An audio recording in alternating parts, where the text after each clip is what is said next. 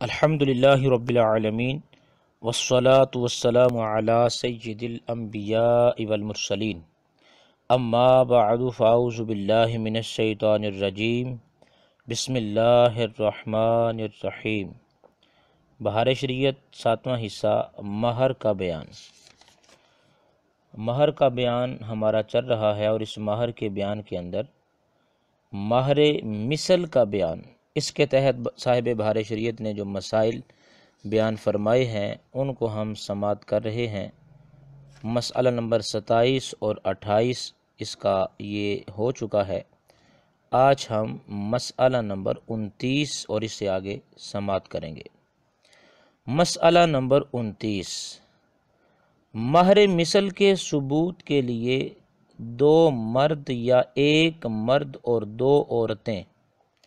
گواہان عادل چاہیے۔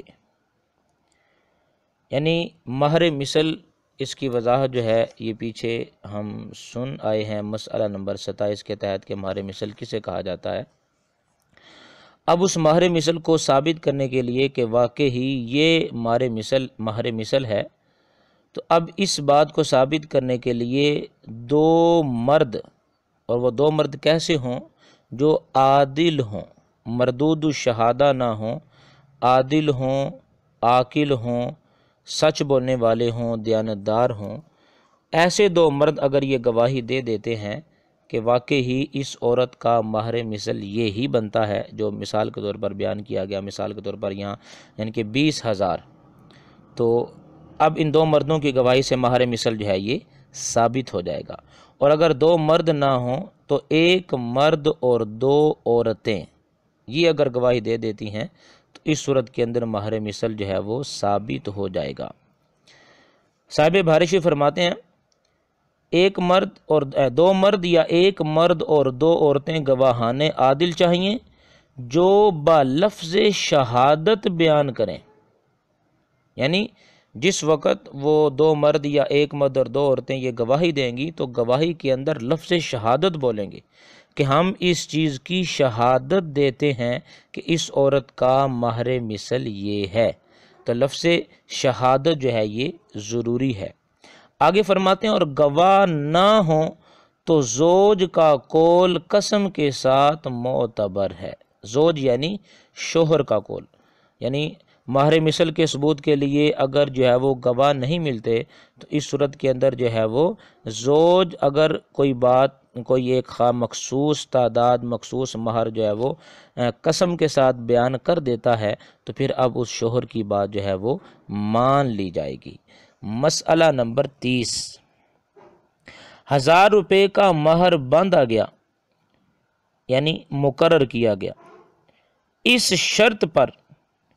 کہ اس شہر سے عورت کو نہیں لے جائے گا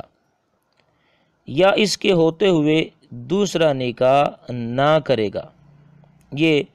شرط بیان کی کہ 1000 روپے پر مہر مقرر کیا گیا اور یہ ہے کہ میں اسی شہر کے اندر اس عورت کو رکھوں گا، یہاں سے نہیں لے کر جاؤں گا، یا پھر یہ شرط لگا دی کہ 1000 روپے مہر پر نکاح کرتا ہوں اور شرط یہ ہے کہ اس کے ہوتے ہوئے دوسرا نکاح نہیں کروں گا۔ تو اب آگے فرماتے ہیں تو اگر شرط پوری کی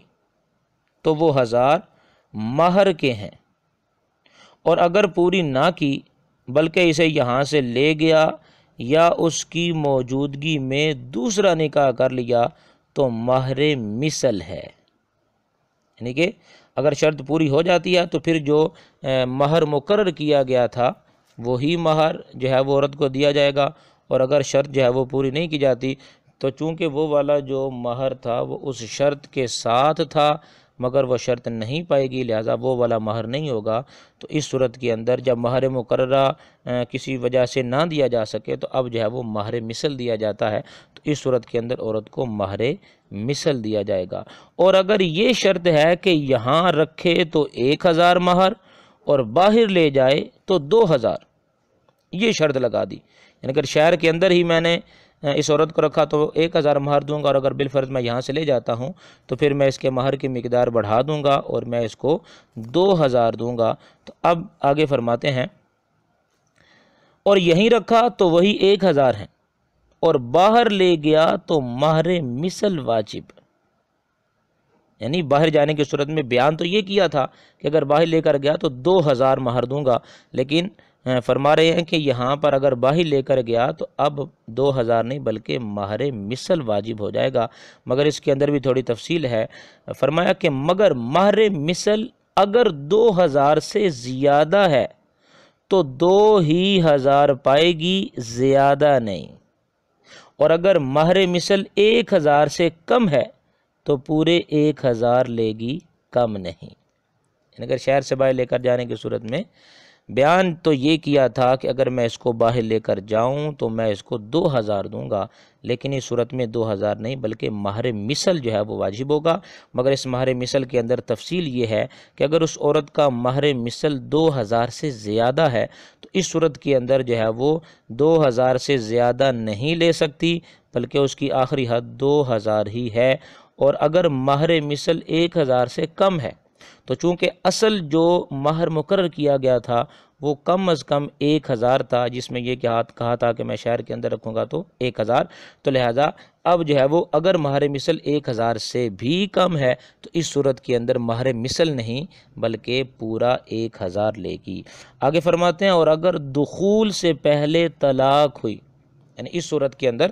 دخول سے پہلے طلاق ہوئی، جس میں یہ کہا تھا کہ شہر میں رکھا تو 1000، باہر لے گیا تو 2000، اس صورت کے اندر ابھی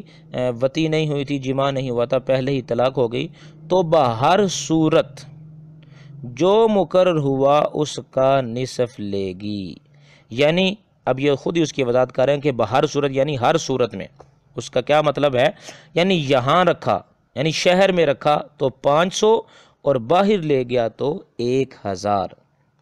اس کی تھوڑی سی تفصیل سماعت فرما لیں، کیونکہ اس نے اس شرط پر نکاح کیا تھا کہ اگر میں نے شہر کے اندر رکھا تو میں 1000 دوں گا، تو اب اس صورت کے اندر اگر دخول سے پہلے طلاق ہو جاتی ہے تو چونکہ 1000 مقرر کیا تھا لہذا 1000 کا نصف 500 بنتا ہے، تو 500 دیا جائے گا۔ اور یہ دوسری صورت میں یہ کہا تھا شہر سے باہر لے جاؤں تو 2000، اور اگر اس صورت میں یعنی شہر سے باہر لے گیا اور اس صورت میں دخول سے پہلے طلاق ہوئی تو اب چونکہ 2000 مقرر کیا گیا تھا لہذا 2000 کا جو نصف ہے وہ 1000 بنتا ہے، وہی اس عورت کو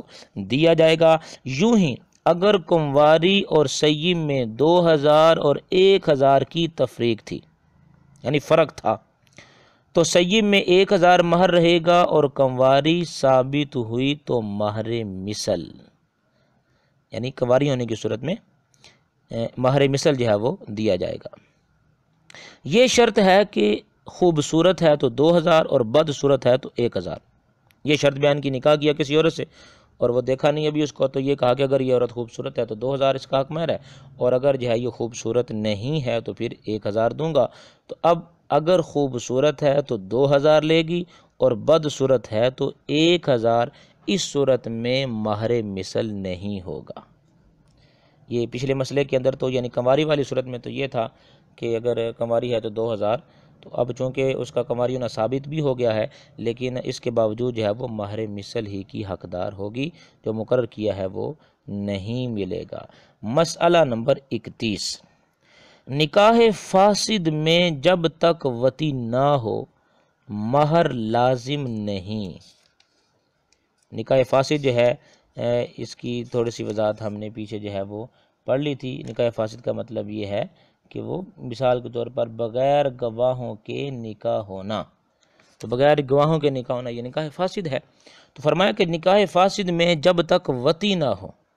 جمع نہ ہو، مہر لازم نہیں، یعنی خلوت صحیحہ کافی نہیں،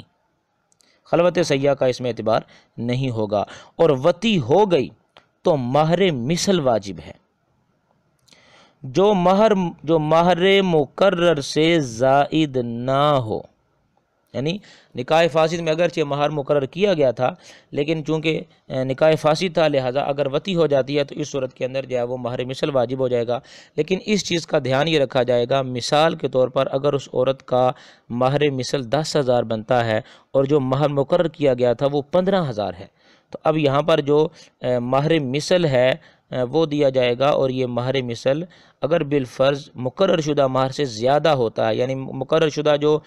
کیا گیا تھا وہ 15,000 تھا اور مہر مثل جو ہے وہ 20,000 ہے، تو اس صورت کے اندر جو ہے وہ مہر مقرر شدہ ہی لے گی، مہر مثل جو ہے وہ نہیں لیا جائے گا۔ اسی کو صاحب بھارشی فرماتے ہیں۔ اور اگر اس سے زیادہ ہے، یعنی مہر مثل مہر مقرر شدہ سے زیادہ ہے، تو جو مقرر ہوا وہی دیں گے۔ اور نکاح فاسد کا حکم یہ ہے کہ ان میں ہر ایک پر فسخ کر دینا، یعنی نکاح ختم کر دینا واجب ہے۔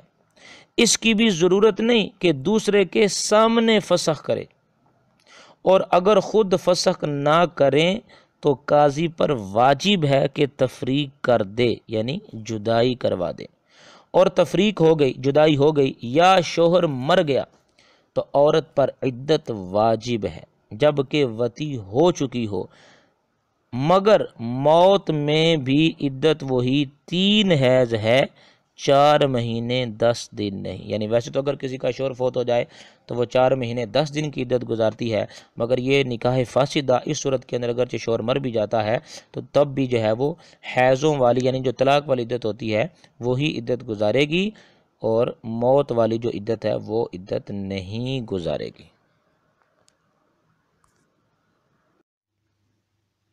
مسئلہ نمبر 32، نکاح فاسد میں تفریق یا متارکہ کے وقت سے عدت ہے اگرچہ عورت کو اس کی خبر نہ ہو۔ تفریق یعنی جدائی، اور متارکہ یعنی جس وقت مرد نے عورت کو چھوڑا۔ یہاں سے یہ بیان کر رہے ہیں، جیسا کہ پیچھے ہم نے پڑھا کہ نکاح فاسد میں جب تک وطی نہ ہو مہر لازم نہیں، یعنی خلوت سیاح کافی نہیں۔ اسی طرح نیچے آخر میں ہم نے جا کر پڑھا تھا کہ اس عورت پر جو ہے وہ اگر شوہر مر جاتا ہے تو عدت واجب ہے، تفریق ہو گئی تب بھی عدت جو ہے وہ واجب ہو جائے گی۔ تو اب یہاں پر یہ بیان کیا جا رہا ہے کہ یہ عدت واجب کب سے ہوگی اور کس وقت اس عدت کا وقت شروع ہوگا۔ تو بیان کر رہے ہیں کہ جس وقت ان دونوں کے مابین قاضی نے جدائی کروائی یا مرد نے خود کہہ دیا کہ میں نے اس کو چھوڑا، تو اس وقت سے اس کی عدت جو ہے وہ شروع ہو جائے گی۔ لیکن ساتھ یہ بھی ہے کہ عورت کو اس کی خبر ہو یا نہ ہو، عدت جو ہے وہ شروع ہو جائے گی، عدت کا وقت سٹارٹ ہو جائے گا۔ فرماتے ہیں کہ اگرچہ عورت کو اس کی خبر نہ ہو۔ آگے متارکہ کی تعریف بیان کی جا رہی ہے۔ متارکہ کسے کہتے ہیں؟ فرمایا کہ متارکہ یہ ہے کہ اسے چھوڑ دے، یعنی عورت کو مرد چھوڑ دے۔ مثلا یہ کہے میں نے اسے چھوڑا، یا چلی جا، یا نکاح کر لے، یا کوئی اور لفظ اسی کے مثل یعنی اسی طرح کے کہے، اور فقط جانا آنا چھوڑنے سے متارکہ نہ ہوگا جب تک زبان سے نہ کہے۔ یعنی متارکہ کے اندر یہ ضروری ہے کہ اپنی زبان سے یہ الفاظ بولے جن سے یہ پتہ چل جائے کہ یہ مرد اس عورت کو چھوڑ رہا ہے، اس سے علیحدگی اختیار کر رہا ہے۔ ایسے الفاظ بولنا یہ ضروری ہے۔ فقط عورت کا چلے جانا یا آ جانا، اس سے جو ہے یہ متارکہ سمجھا نہیں جائے گا۔ آگے بیان فرما رہے ہیں اور لفظ طلاق سے بھی متارکہ ہو جائے گا، مگر اس طلاق سے یہ نہ ہوگا کہ اگر پھر اس سے نکاح صحیح کرے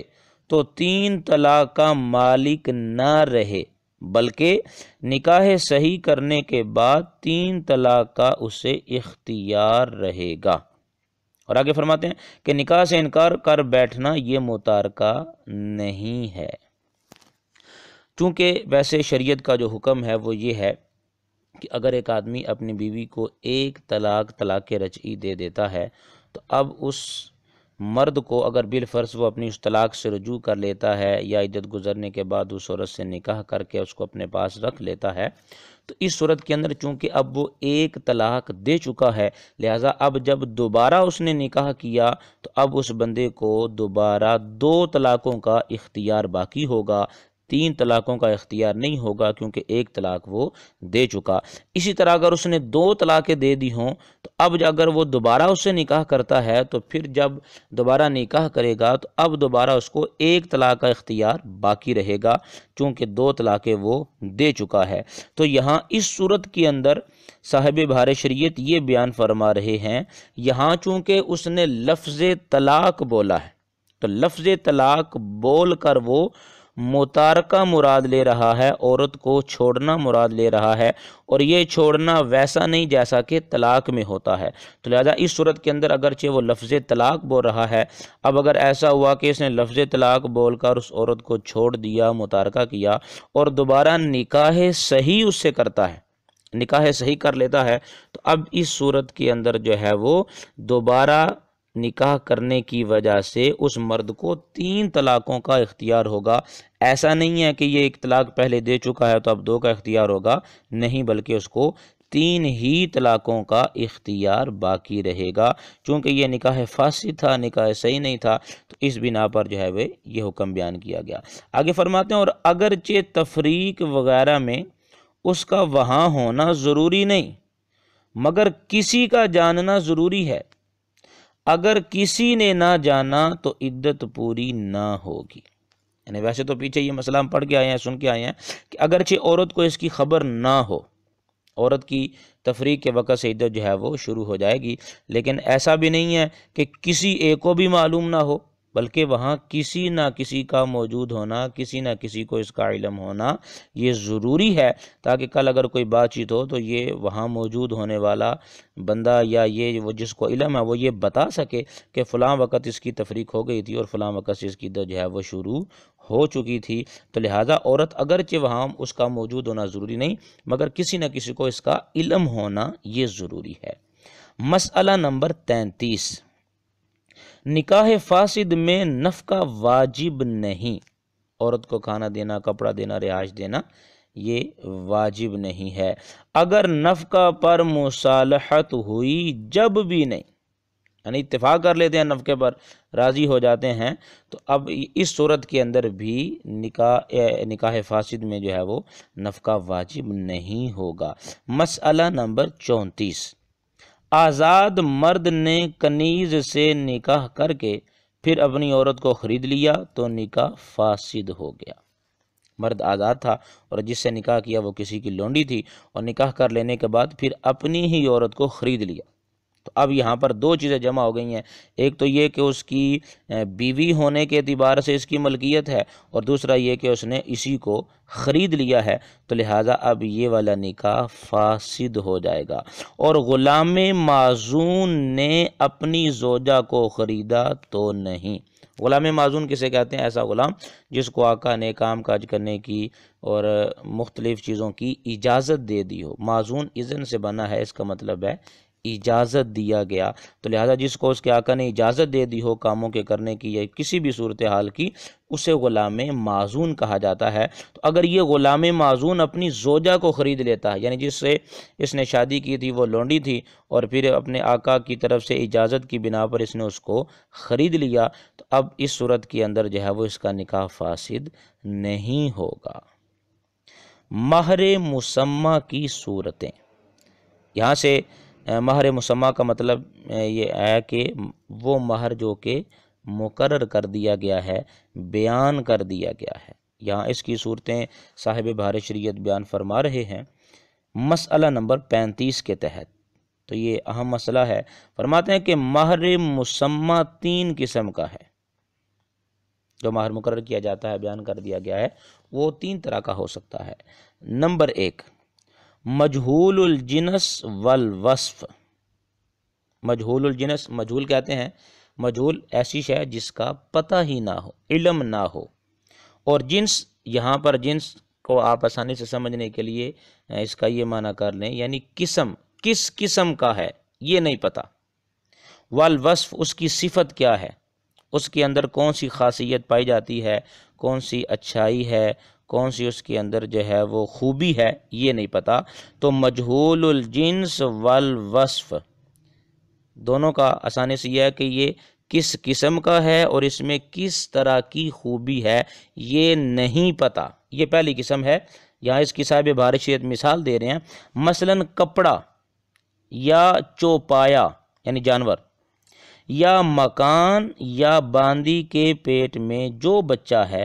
یا بکری کے پیٹ میں جو بچہ ہے، یا اس سال باغ میں جتنے پھل آئیں گے۔ اب یہ جتنی بھی صورتیں بیان کی ہیں یہ مجہول الجنس بھی ہے اور مجہول الوصف بھی ہے۔ مطلقاً کپڑے کا ذکر کر دیا، اب یہ نہیں پتا کہ کپڑا کس قسم کا ہوگا، اعلیٰ قسم کا ہوگا یا درمیانے قسم کا ہوگا یا گھٹیا قسم کا ہوگا۔ اسی طرح چوپایا کون سا ہوگا، کس طرح کا ہوگا، یہ نہیں پتا۔ یا مکان بیان کیا تو مکان کس طرح کا ہے، اس کی خاصیت کیا ہے، کتنا بڑا ہے کتنا چھوٹا ہے، یہ نہیں پتا۔ اسی طرح یہ کہا کہ باندی کے پیٹ میں جو بچہ ہے، اب معلوم نہیں وہ بچہ بھی ہے یا نہیں بھی ہے، یا وہ لڑکا ہے یا لڑکی ہے۔ تو اس طرح کی جتنی بھی یہ صورتیں ہیں کہ جس میں نہ جنس کا پتہ ہو اور نہ ہی وصف کا پتہ ہو، یہ اس کا حکم یہ بیان کیا ہے صاحب بہار شریعت نے، فرمایا ان سب میں مہر مثل واجب ہے۔ اگر ایسی صورت ہے کہ جنس بھی مجہول ہے، جنس کا بھی پتہ نہیں، وصف کا بھی پتہ نہیں ہے، تو اس صورت کے اندر جو ہے وہ جو بیان کیا گیا ہے وہ نہیں دینا، بلکہ اس صورت کے اندر مہر مثل جو ہے وہ عورت کو دیا جائے گا۔ دوسری صورت معلوم الجنس مجہول الوصف، یعنی ایسا کہ یہ تو معلوم ہے کہ یہ کس قسم کا ہے، لیکن اب اس کے اندر اوصاف کیا کیا ہیں یہ نہیں پتہ، خوبیاں کون کون سی ہیں یہ نہیں پتا۔ یہ دوسری صورت ہے معلوم الجنس مجہول الوصف۔ اس کی مثال بیان کر رہے ہیں یہ کس طرح کا ہو سکتا ہے، مثلا غلام یا گھوڑا یا گائے یا بکری۔ اب یہ جنس تو معلوم ہے کہ یہ جنس غلام ہے یا گھوڑا ہے یا گائے ہے یا بکری ہے، یہ تو پتہ ہے کہ بکری بیان کی گئی ہے یا گائے بیان کی گئی ہے، گھوڑا ہے یا غلام کا ذکر کیا گیا ہے، لیکن اب اس کا وصف کا علم نہیں ہے کہ اگر غلام ہے تو غلام کس طرح کا ہوگا، کس بندے کا غلام ہوگا، خریدا جائے گا، بازار سے خریدا جائے گا یا کسی خاص آدمی سے لیا جائے گا۔ اسی طرح گھوڑا گائے بکری وغیرہ یہ تو پتہ ہے گھوڑا گائے بکری ہیں، لیکن یہ نہیں پتہ کہ یہ کس قسم کے ہیں، اعلیٰ نسل کے ہیں، گھٹیا نسل کے ہیں، درمیانہ نسل کے ہیں۔ تو اب یہ وہ صورتحال ہے کہ جس میں جنس کا تو پتہ ہے مگر وصف اور خوبی کا علم نہیں ہے، تو اس کا حکم کیا ہے، صاحب بہار شریعت فرماتے ہیں ان سب میں متوسط درجہ کا واجب ہے یا اس کی قیمت۔ یعنی غلام بیان کیا تو ایک درمیانے درجے کا جو غلام ہوتا ہے، نہ بہت زیادہ مہنگا اور نہ ہی بہت زیادہ کم قیمت والا۔ اسی طرح گھوڑا گائے بکری وغیرہ جو ہے وہ درمیانے درجے کے ہوں تو وہ بطور حق مہر جو ہے وہ پیش کیے جائیں گے یا پھر ان کی قیمت جو ہے وہ دے دی جائے گی۔ یہ دوسری صورت کا حکم ہے۔ اور تیسری صورت یہاں پر بیان کی کہ جنس و وصف دونوں معلوم ہوں، یہ بھی پتہ ہو کہ کون سی شے ہے اور یہ بھی پتہ ہو کس قسم کی ہے، تو اس صورت کا حکم یہ ہے کہ اس صورت میں فرمایا کہ جو کہا وہی واجب ہے، جو بیان کر دیا وہی جو ہے وہ واجب ہو جائے گا۔ مثلا کہا کہ یہ مکان ہے، یہ گھر ہے، یہ اس طرح کا ہوگا اور یہ اس کے اندر یہ خوبیاں ہوں گی، اتنے کمرے ہوں گے، یا یہ کہا کہ غلام ہے، غلام اس طرح کا ہوگا، اس نسل کا ہوگا اور اس طرح کی اس کے اندر خوبیاں ہیں۔ تو جو بھی ایسی صورتحال ہو کہ جس میں جنس کا بھی پتہ ہو اور وصف کا بھی پتہ ہو، تو ایسی صورت کے اندر صاحب بہار شریعت فرماتے ہیں مرد جو بھی مہر مقرر کرے گا وہی دینا لازم ہوگا۔ مہر کی ضمانت، ضمانت کہتے ہیں کسی کی طرف سے ضمانت دینا، مطلب یہ ہے کہ اس کی طرف سے ذمہ داری قبول کر لینا کہ اگر یہ بندہ یہ کام نہیں کرے گا تو پھر اس کی طرف سے میں کروں گا اور میں اس کی ذمہ داری قبول کرتا ہوں، تو یہ ضمانت کا معنی ہے۔ اس کے تحت صاحب بہار شریعت مسئلہ نمبر 36 یہ بیان فرما رہے ہیں کہ مہر کی ضمانت کس طرح ہوگی۔ فرماتے ہیں کہ عورت کا ولی اس کے مہر کا ضامن ہو سکتا ہے، عورت کی طرف سے جو ولی ہے وہ اس کے مہر کا ضامن ہو سکتا ہے، اگرچہ نابالغہ ہو، اگرچہ خود ولی نے نکاح پڑھایا ہو۔ عورت اگرچہ نابالغہ ہے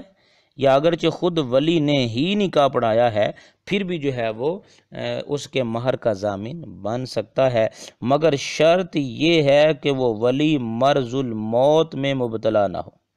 مرض الموت کسے کہتے ہیں؟ یعنی ایسا مرض جس کے اندر یہ کنفرم ہے یا یہ ظن غالب ہے کہ اب یہ زندہ نہیں بچے گا بلکہ اس مرض میں اس کا انتقال ہو جائے گا، ایسا مرض مرض الموت کہلاتا ہے۔ تو اگر مرض الموت میں نہیں ہے تب اس کی جو ہے یہ ضمانت قابل قبول ہوگی، اور اگر مرض الموت میں ہے تو اس کے تحت صاحب بہار شریعت نے دو صورتیں بیان کی ہیں۔ فرماتے ہیں کہ اگر مرض الموت میں ہے تو دو صورتیں ہیں، وہ عورت اس کی وارث ہے تو کفالت صحیح نہیں، یعنی اگر وہ بالفرض ولی مر جاتا ہے تو وہ اس طرح کا ولی ہے کہ یہ عورت اس کی وارث بنے گی، تو اس صورت کے اندر یہ جو ضمانت لے رہا ہے یہ درست نہیں ہوگی۔ اور اگر وارث نہ ہو تو اپنے تہائی مال میں کفالت کر سکتا ہے۔ یوں ہی شوہر کا ولی بھی مہر کا ضامن ہو سکتا ہے، اس میں بھی وہی شرط ہے اور وہی صورتیں ہیں، یعنی جو پیچھے شرطیں بیان کی کہ بیان یہ کیا گیا ہے کہ شرط یہ ہے کہ وہ ولی مرض الموت میں مبتلا نہ ہو، مرض الموت کے اندر نہیں ہوگا تو پھر جو ہے وہ ضمانت لے سکتا ہے، اور اگر مرض الموت کے اندر ہے تو جو دو صورتیں ہم نے پیچھے سنی ہیں وہی دو صورتیں یہاں مرد کے معاملے میں بھی ہوں گی۔ مزید آگے فرماتے ہیں اور یہ بھی شرط ہے کہ عورت یا اس کا ولی یا فضولی اسی مجلس میں قبول بھی کر لے، ورنہ کفالت صحیح نہ ہوگی۔ یعنی جب مرد کے ولی نے یہ کہا کہ میں اس کی جو ہے وہ ضمانت لیتا ہوں مہر کی ادا کرنے کی، تو اس صورت کے اندر وہاں عورت اس کو قبول کر لے یا عورت کا ولی قبول کر لے یا کوئی ایک آدمی جو ہے وہ اس چیز کو دیکھ کر قبول کر لے اور مان لے کہ چلو ٹھیک ہے آپ اس کی طرف سے ضامن ہو جاؤ اور تم ادا کر دینا، تو اس صورت کے اندر جو ہے یہ کفالت صحیح ہوگی۔ اور اگر کسی نے بھی قبول نہ کیا، نہ عورت نے، نہ عورت کے ولی نے، نہ فضولی نے، تو اس صورت کے اندر جو ہے یہ کفالت درست نہ ہوگی۔ فرماتے ہیں اور عورت بالغہ ہو تو جس سے چاہے مطالبہ کرے، شوہر سے یا ضامن سے۔ مہر کا مطالبہ جو ہے وہ جس صورت کے اندر ولی نے مرد کی طرف سے جو ہے وہ یعنی شوہر کی طرف سے یہ ضمانت دی کہ میں اس کا ضامن ہوتا ہوں مہر کے ادا کرنے کا، تو اس صورت کے اندر اگر عورت بالغہ ہے تو اس عورت کو اختیار ہے، چاہے وہ شوہر سے اپنے مہر کا مطالبہ کر لے چاہے تو ضامن سے مطالبہ کر لے۔ فرماتے ہیں کہ اگر ضامن سے مطالبہ کیا، اس نے ضامن سے کہا کہ مجھے میرا حق مہر ادا کرو، تم نے ضمانت لی تھی، ذمہ داری قبول کی تھی اور اس نے دے دیا، تو ضامن شوہر سے وصول کرے، ضامن جو اس نے دیا وہ جا کر شوہر سے لے لے، اگر اس کے حکم سے ضمانت کی ہو، اور اگر بطور خود ضامن ہو گیا تو نہیں لے سکتا۔ یعنی اگر بیوی نے ضامن سے جا کر مطالبہ کیا کہ تم میرا حق مہر دو، تم نے ذمہ داری قبول کی تھی اور اس نے دے بھی دیا، تو اب دو صورتیں ہیں، اگر تو اس نے شوہر کے کہنے پر ضمانت دی تھی تو اب وہ جا کر اس شوہر سے کہہ سکتا ہے کہ میں نے تمہاری جگہ یہ حق مہر تمہاری طرف سے دے دیا ہے، لہٰذا مجھے اتنی رقم دے دو، پھر تو وہ لے سکتا ہے۔ لیکن اگر شوہر کے کہنے کے باوجود اس نے خود اپنی طرف سے ایسا کیا تھا، اپنی مرضی سے کیا تھا بغیر شوہر کے کہے، تو اب اس صورت کے اندر اس کو لینے کا اختیار نہیں ہے۔ اور فرماتے ہیں اور اگر شوہر نابالغ ہے تو جب تک بالغ نہ ہو اس سے مطالبہ نہیں کر سکتی، اور اگر شوہر نابالغ کے باپ نے کفالت کی اور مہر دے دیا تو بیٹے سے نہیں وصول کر سکتا۔ ہاں اگر ضامن ہونے کے وقت یہ شرط لگا دی تھی کہ وصول کر لے گا تو اب لے سکتا ہے، یعنی شوہر نابالغ تھا تو اب یہ عورت جو ہے وہ شوہر سے مطالبہ جو ہے وہ نہیں کرے گی، البتہ اگر جو ہے وہ شوہر جو تھا اس کے باپ نے یہ کفالت لی اور باپ نے جو ہے وہ حق مہر دے دیا تو اب یہ باپ اس بچے کے بالغ ہونے کے بعد اس سے لے نہیں سکتا۔ ہاں اگر نکاح کے وقت یہ شرط لگا دی تھی کہ میں اس کی طرف سے ضامن ہوتا ہوں، اس کی طرف سے حق مہر دے دیتا ہوں، لیکن ہاں جب یہ بالغ ہوگا تو میں پھر اس سے لے لوں گا، اس صورت کے اندر جو ہے وہ لے سکتا ہے، وگرنہ نہیں لے سکتا۔ مسئلہ نمبر 37، زید نے اپنی لڑکی کا نکاح عمر سے 2000 مہر پر کیا، یوں یعنی اس نکاح کی صورتحال یوں ہوئی مہر کی کہ 1000 میں دوں گا اور 1000 عمر پر ہے، اور عمر نے قبول بھی کر لیا تو فرماتے ہیں کہ دونوں 1000 عمر پر ہیں اور زید 1000 کا ضامن قرار دیا جائے گا۔ اگر عورت نے اپنے باپ زید سے لے لیے تو زید عمر سے وصول کر لے، اور اگر عورت نے زید کے مرنے کے بعد اس کے ترکہ میں سے 1000 لے لی، یعنی وہ جو چھوڑ کر مرا ہے ترکہ جس میں وراثت جاری ہوگی، اس میں سے 1000 لے لیے تو زید کے ورثاء عمر سے وصول کر لیں۔ مسئلہ نمبر 38، شوہر کے باپ کے کہنے سے، شوہر کے باپ کے کہنے سے کسی اجنبی نے ضمانت کر لی، پھر ادا کرنے سے پہلے باپ مر گیا، یعنی شوہر کا جو باپ تھا، مرد کا جو باپ تھا،